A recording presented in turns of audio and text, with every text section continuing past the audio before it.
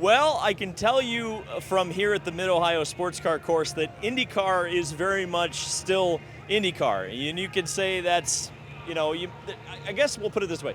That could have a negative connotation, and I don't mean it that way.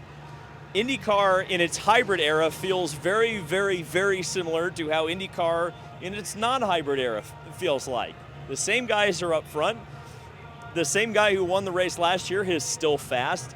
It doesn't seem like it's thrown the huge curveball into the racing that maybe, I wouldn't say we expected, but something that I think we kind of hoped for. I mean, I certainly hoped for, because I wanted to see something a little bit different. And of course, we'll have to see tomorrow how different the racing actually looks.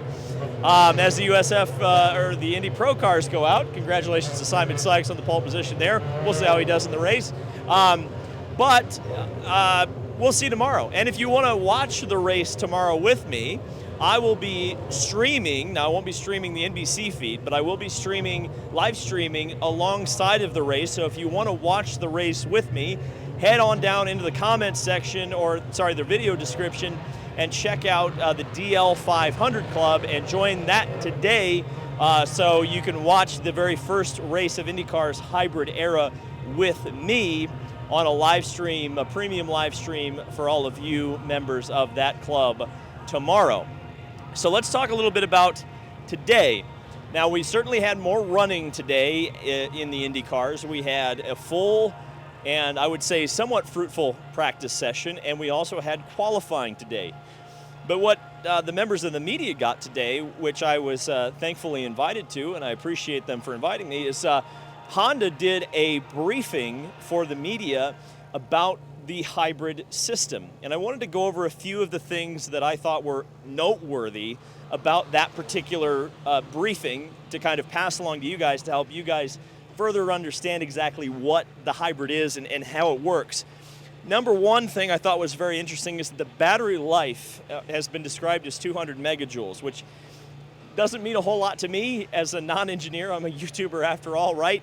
But the thing that I thought was very interesting is the fact that the battery life, when it is used, like deployed, when you deploy the electric energy, that lasts for upwards of 4 seconds. Some drivers are quoted as around 4.2 seconds. For brevity's sake, we'll say 4 seconds. So you have, at the current output of energy, 4 seconds of hybrid boost that is at your disposal as a driver.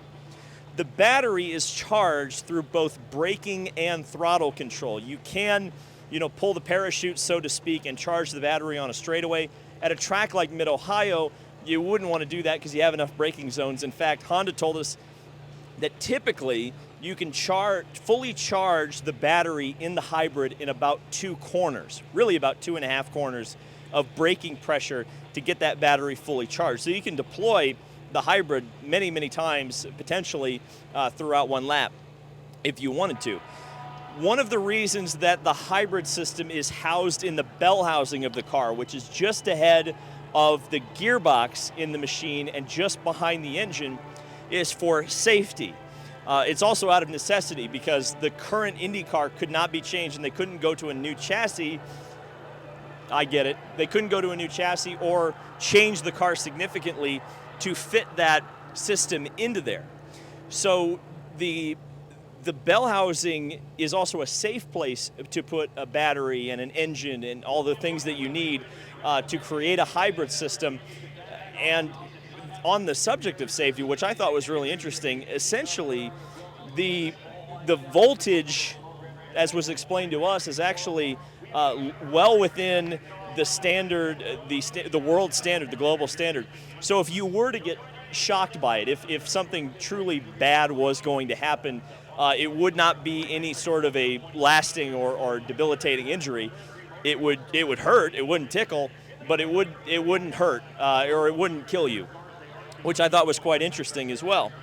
One of the things that a lot of people were talking about and noting about yesterday is some cars spun out and got sideways and they were unable to continue. And a lot of people rightly asked the question, well, why did those cars not restart when we were told that this was essentially an onboard starter? Well, it was explained to us that the cars didn't restart because there is a software glitch that still hasn't been fully bug-proofed yet. So I would imagine as this technology, again, this is weekend one, as this technology continues to advance, the bugs will be worked out of the system.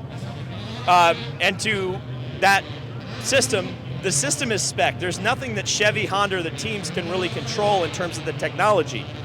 What they do have control over is how you harvest the energy and how you deploy the energy and how you use that energy. Specific examples that were given to us were for overtaking.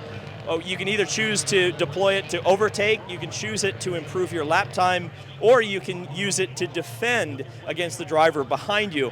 And the thing that keeps being reiterated, whether it's from IndyCar or the manufacturers, is that this system was designed so that the driver makes a difference. It's not a technological battle, which, obviously from like a purity standpoint, or at least in terms of the technological purity and development sort of things like that, there are questions about that, I suppose. So do I have some predictions for tomorrow? I sure do. I think Alex Palou is going to walk the field. He's confident both in the hybrid and the fuel save and the pace. So I think he's going to walk the field. I think there's a good opportunity for David Malukas. I would love to see him get a good result after all of the trials and tribulations he's been through today. But picking a sleeper, quote unquote, midfield, kind of keeping with the theme that it's the same old IndyCar that we've come to know and love, well, I think Scott Dixon is going to do a fuel save, and he could be up in the opportunity to win tomorrow.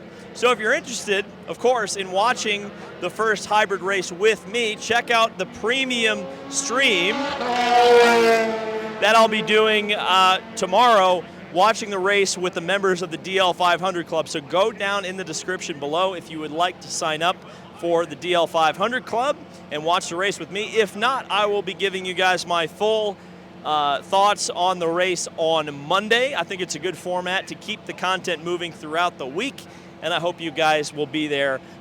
Those of you who aren't a part of the DL500 Club will check that out on Monday. So thank you guys so much for watching. Thank you guys so much for supporting the channel in any way you've been able to do it. We'll see you in the next video.